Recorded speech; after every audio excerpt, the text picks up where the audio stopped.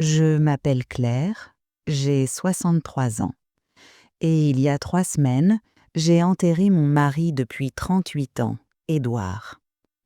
Nous avons bâti cette maison ensemble, élevé nos enfants ici, regardé les saisons passer par la fenêtre de la cuisine, partagé des conversations nocturnes dans ce salon et planté des rosiers dans le jardin chaque printemps. Mais un mardi matin tranquille, alors que les fleurs des funérailles se fanaient encore dans leur vase, les appels ont commencé. « Maman, il faut qu'on parle de la maison », dit mon fils Benoît, sans prendre la peine de prendre des nouvelles. Sa voix était ferme, familière, le même ton qu'il utilisait pour demander de l'argent quand il était à l'université. Sauf que maintenant, il ne demandait pas, il affirmait. Je suis restée dans ma cuisine, le café refroidissant dans ma tasse, celle où il est écrit « Meilleure mamie du monde », un cadeau de ma petite fille, Camille. Mais plus rien ne me semblait familier, ni la tasse, ni ma voix, ni même mon reflet dans le miroir du couloir.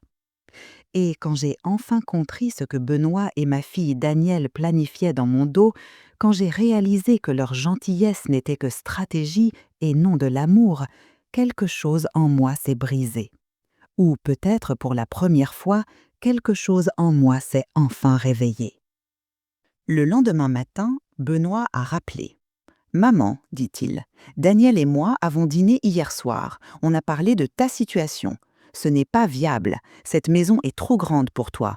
Il est temps de penser à la suite. » Je tenais le téléphone contre mon oreille, le regard perdu vers le jardin d'herbes aromatiques qu'Édouard et moi entretenions maintenant à l'état sauvage. « Il n'y a pas d'hypothèque, dis-je d'un ton neutre. » Une longue pause, puis ce rire dédaigneux, vif et tranchant. « Maman, tu n'as pas besoin de faire semblant. La pension de papa ne peut pas couvrir tous tes médicaments, on s'inquiète. » Il ne s'inquiétait pas, il tournait en rond, comme des vautours. Il s'est lancé dans un argumentaire comme s'il s'agissait d'une transaction commerciale. Lui et sa femme, Lise, voulaient acheter une nouvelle maison. Daniel avait du mal avec les frais de scolarité. Si on vendait ta maison, dit-il, ce serait gagnant-gagnant. Gagnant-gagnant pour eux. Et où irais-je, ai-je demandé. C'est ça qui est génial, dit-il vivement. Daniel a ce sous-sol aménagé. Tu aurais ta propre entrée, ta propre salle de bain, c'est confortable. Confortable. Il faisait sonner ça comme une promotion, pas une rétrogradation. Ce sous-sol est inondé chaque printemps, dis-je doucement. Ça a été réparé, et tu aurais Camille pour te tenir compagnie, peut-être aider pour les repas. Tu sais à quel point Daniel a du mal avec ça. Je n'ai pas répondu. Je me souvenais de Thanksgiving l'année dernière, comment j'avais été assise seule en bas pendant que le reste de la famille dînait à l'étage.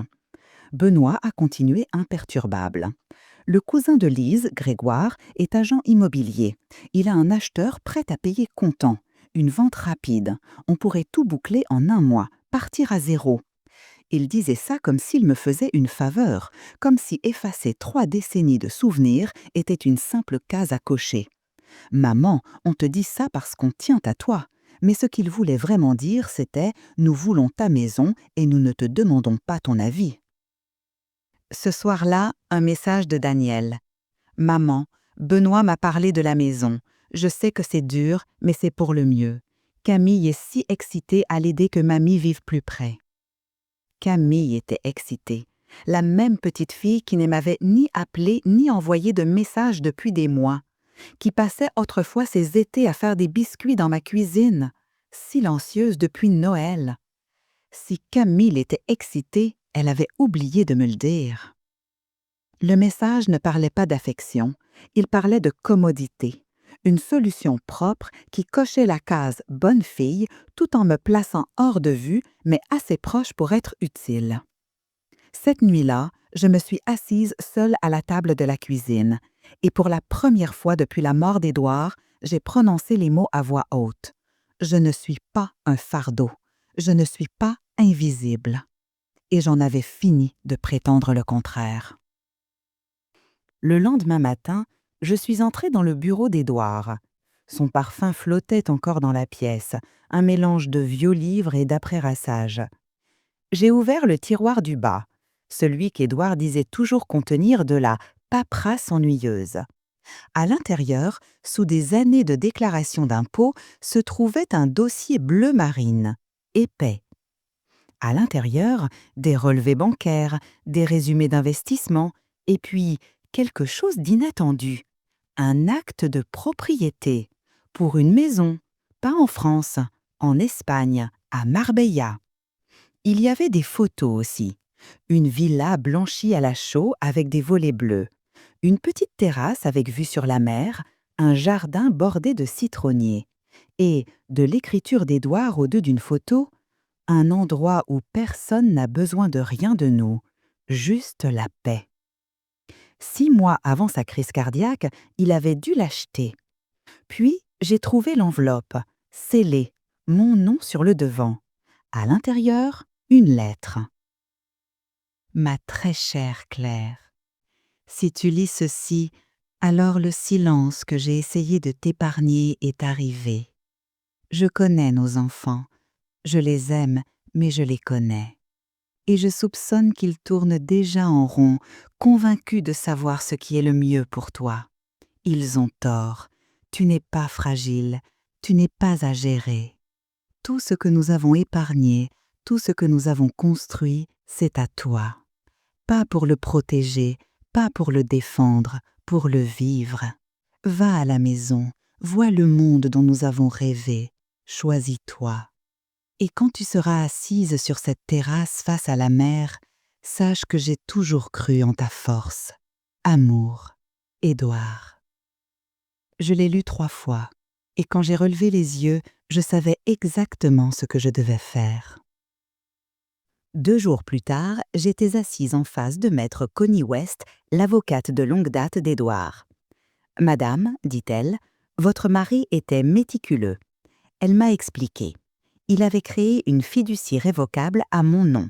Tous les actifs, cette maison, les comptes d'investissement, la propriété espagnole, tout était à moi seule. Mes enfants n'avaient jamais été nommés bénéficiaires. Seule l'assurance vie leur revenait.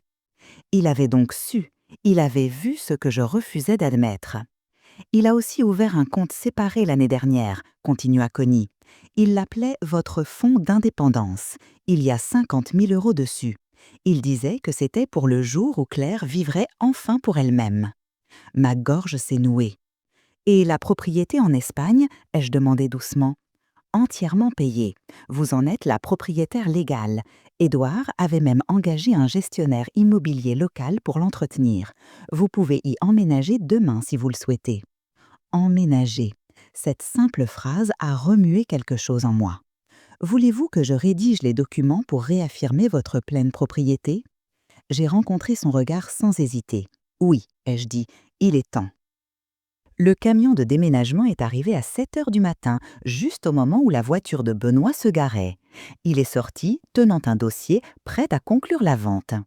Je l'ai accueilli à la porte, vêtu de la robe rouge qu'Édouard avait toujours aimée. Pas de larmes, pas d'excuses. « Maman, a-t-il lâché, qu'est-ce qui se passe ?»« Bonjour Benoît, je fais déménager quelques affaires. » Ses yeux se sont posés sur les cartons étiquetés près de l'escalier. « Ce sont mes affaires d'enfance, pourquoi tu les emballes ?»« Parce que j'ai pensé que tu les voudrais, je n'en aurais pas besoin là où je vais. »« Tu n'as même pas encore signé les papiers de la vente. » Je l'ai regardé droit dans les yeux. « Benoît, as-tu déjà demandé à savoir combien la pension de ton père me rapporte chaque mois? Ou si je voulais rester dans cette maison, dans la vie que j'ai bâtie? Maman, on essayait de t'aider. » Non, Benoît, vous essayez de me gérer, comme une dette. Avant qu'il ne puisse répondre, mon téléphone a sonné. Daniel. J'ai mis le haut-parleur. « Maman, c'est quoi cette folie? Un camion livre ce vieux piano que je n'ai pas touché depuis des années. » Celui que tu as supplié d'avoir quand tu avais 8 ans. J'ai pensé que tu voudrais le garder. Je n'en veux pas, et Benoît dit que tu ne vends plus la maison. C'est exact, mais tu ne peux pas te le permettre. Je peux me permettre bien plus que ce que vous n'avez jamais imaginé. Un silence, sa voix s'est brisée. Maman, que se passe-t-il?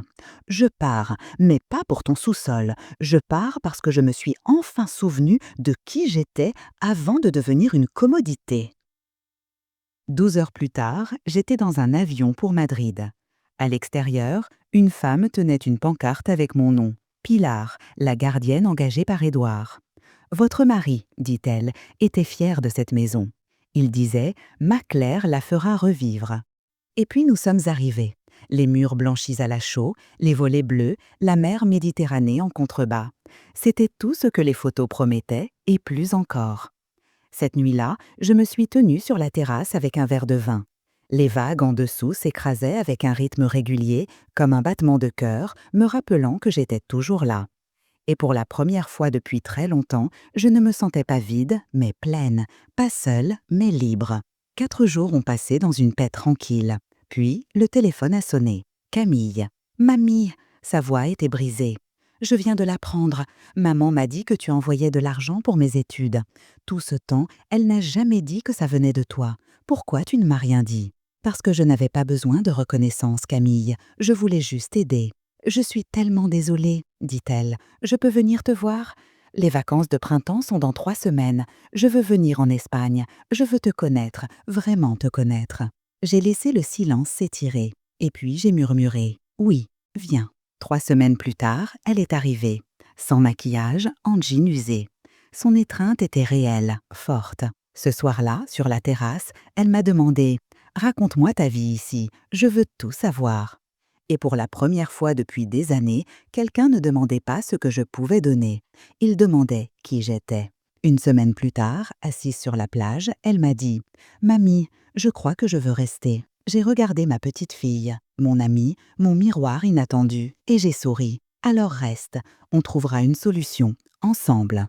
Parce que la famille ne se construit pas sur la culpabilité ou l'héritage. Elle se construit sur la présence, l'honnêteté et un amour qui ne demande rien, mais donne tout. Si vous vous êtes déjà senti effacé, remplacé ou sous-estimé par ceux que vous avez mis en premier, souvenez-vous de ceci. Il n'est jamais trop tard pour se choisir, jamais trop tard pour recommencer, et jamais trop tard pour être vu.